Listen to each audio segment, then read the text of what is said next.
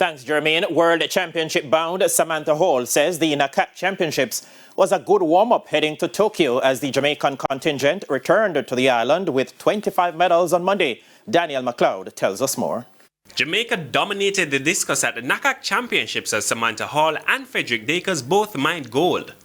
Hall, who had already qualified for the World Championships, says she was expecting the win and is satisfied with her throw of 61.19 meters.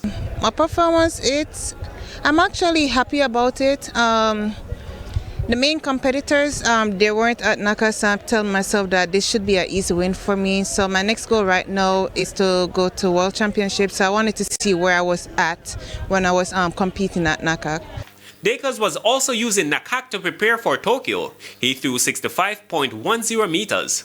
To be honest, it was more of a practice run, to be honest. I wasn't even, don't tell the president, but I wasn't even supposed to be on this trip. It was, as I said, more of a practice run to see where I'm technically.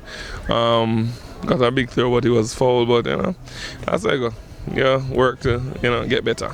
Chad Wright, who got a bronze medal behind Dakers, says he is pleased with his execution of 62.85 meters.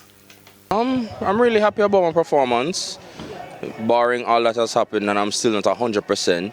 So I'm happy with the performance, placing third, and hopefully my coach is happy as well. Team leader Juliet Park said members from the team will now turn their attention to the World Championships.